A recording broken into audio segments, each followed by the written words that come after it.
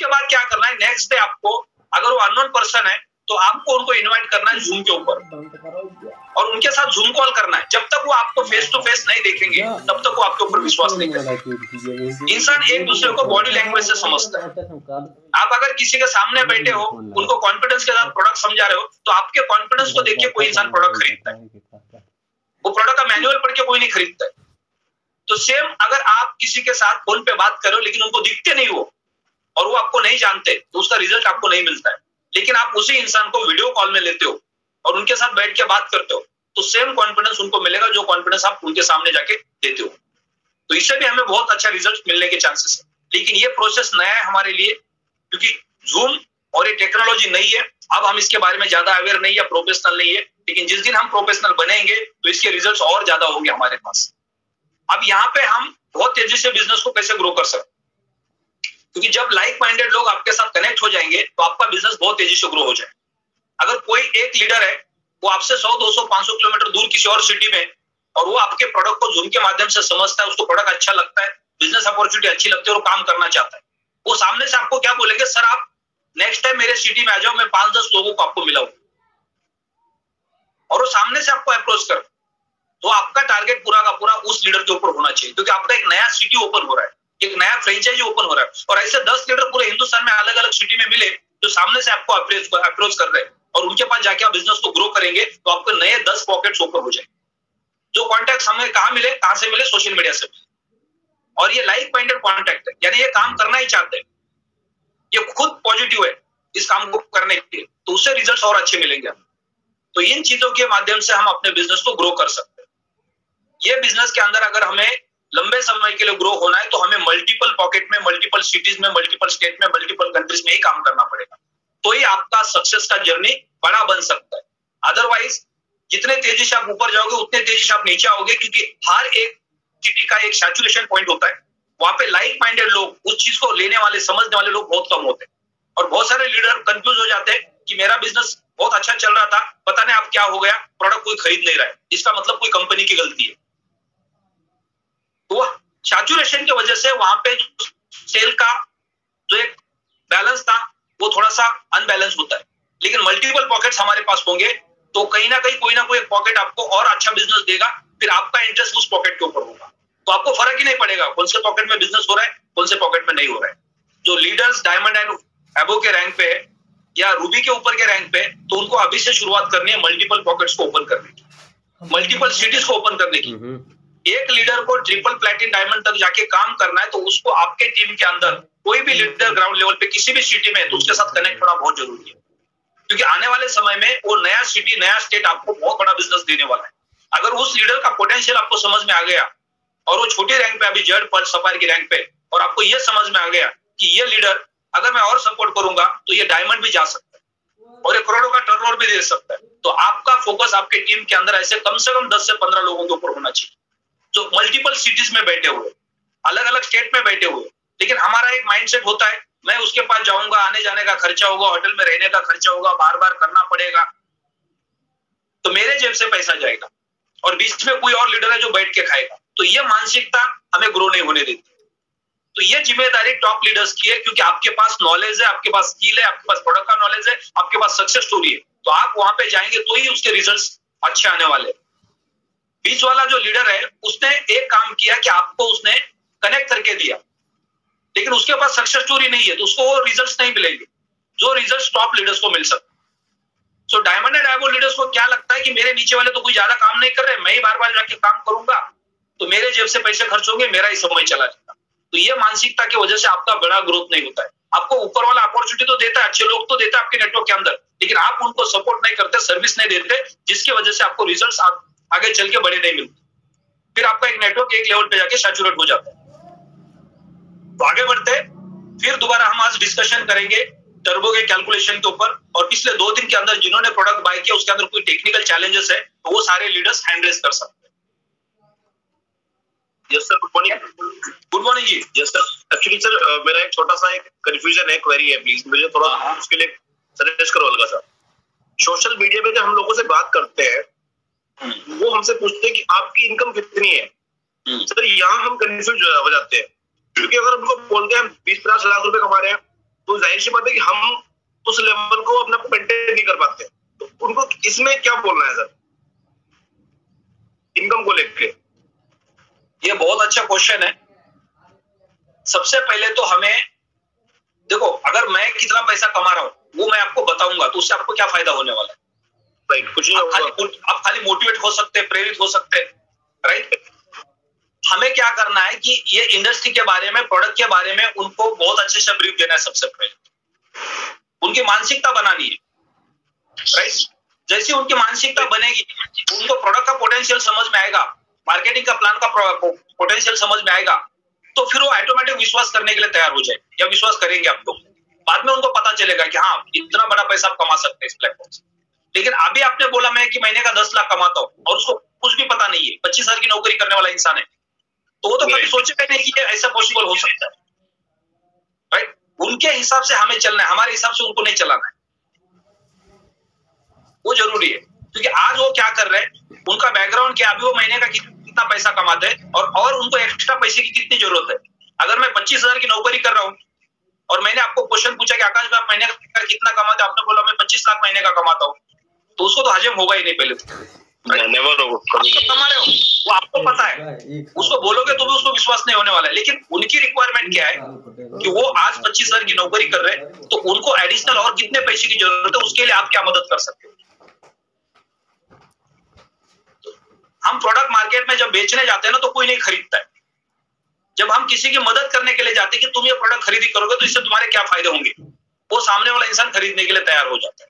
हमने अपने जिंदगी में कभी भी प्रोडक्ट जब भी खरीदा, कोई भी, अगर हमने कभी जूते खरीदे, कपड़े खरीदे, कोई भी चीज खरीदी है, तो कब खरीदी है? जब हम पहले खुद कन्विंस थे कि मुझे एक शूज खरीदना है, फिर जाके हम शोरूम में चले गए। तो सेल्समैन ने हमें कुछ नहीं बेचा, उसने तो हमारी मदद की एक सही शूज देने के लिए, राइट।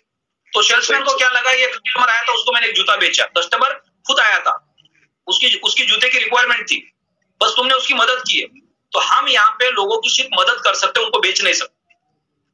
तो सबसे पहले तो हमें उस कस्टमर को उसकी रिक्वायरमेंट के हिसाब से कैलकुलेशन देना है कि आप इस प्लेटफॉर्म पे क्यों आना चाहते हैं, आप क्रिप्टो को कितना समझते हैं, क्रिप्टो बाजार के ऊपर आपका कितना विश्वास है, क्या आप यहाँ से पैसा कमाना चाहते हैं, तो आपको अभी कितनी रिक्वायरमेंट है, आप कितना पैसा कमाएंगे तो आपको लगेगा कि नहीं इस प्लेटफॉर्म पे मैं काम कर सकता हूँ।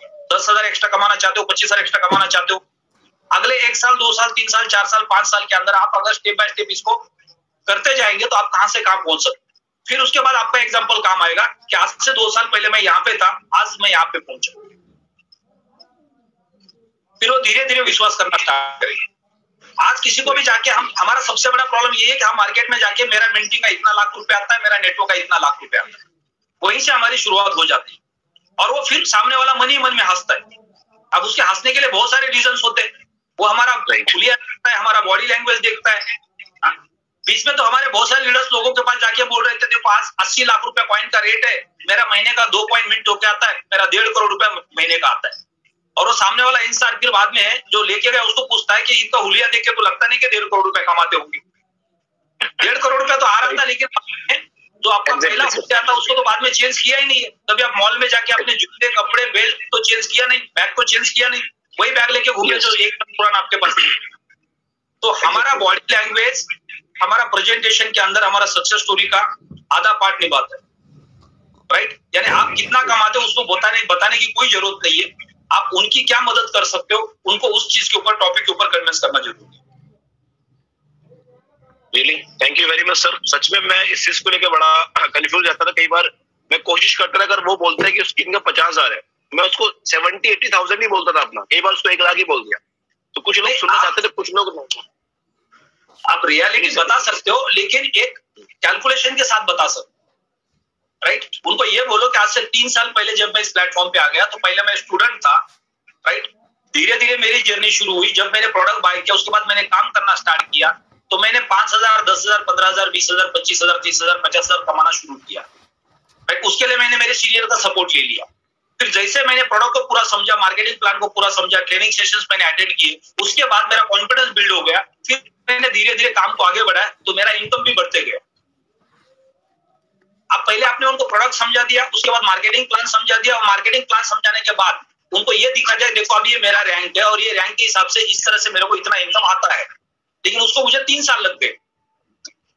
लेकिन मैं अभी आपको इनिशियल स्टेज पे आपकी मदद करना चाहूंगा कि आप अगर इस प्लेटफॉर्म पे मेरे साथ काम करेंगे तो अभी आपकी क्या रिक्वायरमेंट, आप कितना पैसा कमाएंगे मिनिमम तो आप सेटिस्फाई रहेंगे। अब वो तो ये नहीं बोलेंगे मुझे भी 10 लाख कमाने। अगर कोई 25,000 की नौकरी कर रहा है और वो ये बोलेंगे कि मैं और 25,000 कमाऊंगा तो मैं तो हैप्पी रहूंगा क्योंकि मेरा इनकम डबल हो गया, तो बोले मैं 25,000 रुपए कमाने के लिए आपकी मदद कर सकता हूँ। लेकिन वो 5 लाख रुपए की बात करेंगे तो उनको हजम नहीं होगा। सही बात। ठीक है sir, thank you. Ashish Kumar sir कुछ बोलना चाह रहे हैं आप? जी sir. Sir good morning. Good morning जी। Morning sir. सर मैं ये बोलना चाह रहा था, अपने सोशल मीडिया पे कभी भी अपनी इनकम को तो आउटपुट करना ही नहीं सर। राइट। क्योंकि सर सोशल मीडिया एक ऐसा जरिए है, अगर हम वहां अपनी इनकम जनरेट करते हैं कुछ भी, वहां कुछ ऐसे तत्व होते हैं जो फिर वो उसको फॉलो करते हैं सर। क्योंकि आज हमारे यहाँ इस ग्रुप में इतने अच्छे अच्छे लीडर्स हैं, या सारे लीडर्स तकरीबन एक अच्छा इंसेंटिव यहाँ से ले रहे हैं। अगर हम ये चीज उनके ऊपर ओपन करते हैं तो ये प्राय देखने में आया कि उसके बाद उसका फॉलोअप बहुत जबरदस्त होता है सर इस मामले में। बस यहाँ तो यही था मेरा मैसेज, जो अपनी इनकम तो कभी भी ओपन मत करो भी हम कितना कमाते हैं कितना नहीं। अगर उसको इसमें फील्ड में आना है तो एक बार खुद उस में आके देखिए भी इसकी गहराई कितनी है, उसको अपना आप ही पता लग जाएगा भी इसमें इनकम कितनी है सर। वो जब तक हमारे साथ नहीं आएगा तब तक कैसे पता लगेगा भी उसकी इनकम कितनी बनेगी। ये चीज था सर, बस मैं तो यही कहूंगा सर। बिल्कुल सही कहा आपने कि सोशल मीडिया के ऊपर हमें अपने इनकम के बारे में बिल्कुल भी कुछ अपडेट नहीं देनी है, क्योंकि बहुत सारे लोगों के पास सोशल मीडिया के ऊपर डमी अकाउंट्स होते हैं। मोस्टली लोग क्या करते हैं, वो क्या करते हैं कि इंस्टाग्राम से, लिंक्डइन से, गूगल से कुछ लड़कियों के या लेडीज के फोटोज उठाते हैं और किसी भी एक नाम से अकाउंट बना देते हैं, उनके फोटोज वहां पे लगा देते हैं 5-6 और वो आपको रिक्वेस्ट करते हैं फ्रेंडशिप की। अब आप उसको एक्सेप्ट करेंगे तो आपका ईमेल आईडी, आपका डिटेल उसके पास चला जाता है, या आपके ग्रुप के लोगों के डिटेल्स उनके पास चले जाते हैं। तो जब भी आप इंस्टाग्राम पे, फेसबुक पे किसी को ऐड कर रहे हैं, अगर किसी ने आपको रिक्वेस्ट भेजी है तो पहले तो उसका प्रोफाइल जाके चेक करो ऐड करने से पहले, उसके प्रोफाइल के अंदर कितने लोग हैं और वो कितने टाइम से उसके अपडेट्स आपको दिख रहे हैं वहां पे।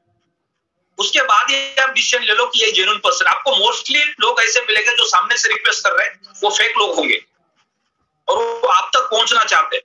तो ऐसे लोगों को गलती से भी आप ऐड मत करो अपने सोशल मीडिया के अंदर किसी भी। उनका प्रोफाइल चेक करो, उसके बाद ही उनको ऐड करना बहुत जरूरी होता है।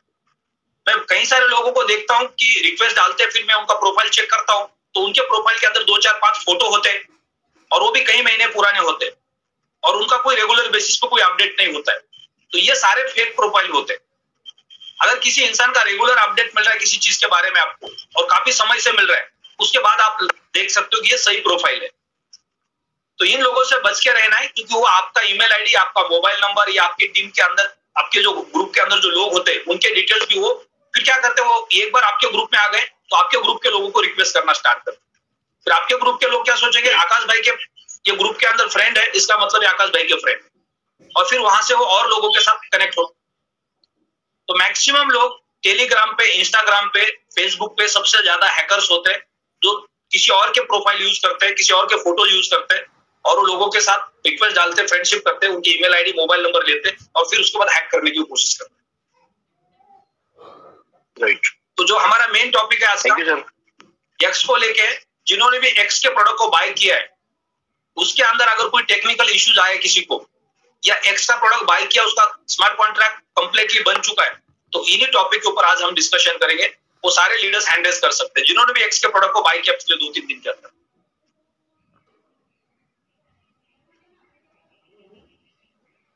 कमलेश वर्मा जी आपको होस्ट है, तो आप अपना माइक को अनम्यूट कर सकते हैं।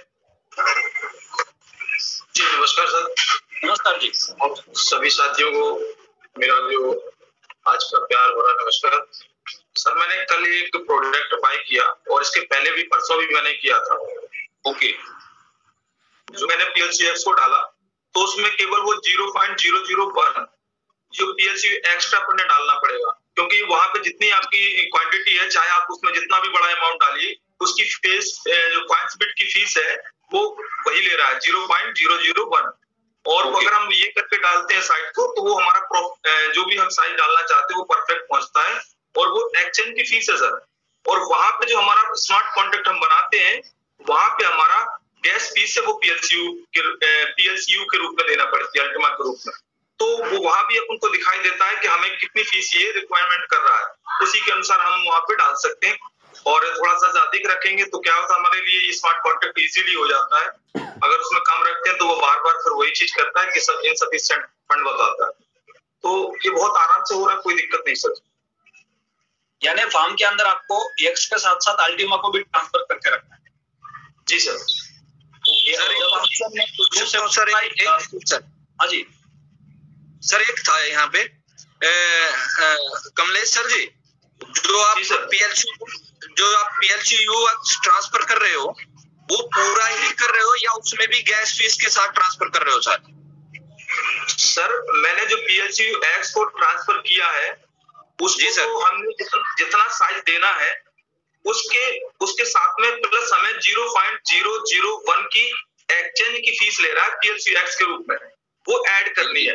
अगर हम वो जो क्वांटिटी वहां पे डालना है वही एग्जैक्ट क्वांटिटी डालेंगे तो उसी के अंदर से वो 0.01 की फीस काट लेगा। तो जो क्वांटिटी आपको जैसे मान के चलिए 0.05 डालना है तो वहां पे 5 नहीं पहुंचेगा, फिर आपका ये 1 पॉइंट कम हो जाएगा।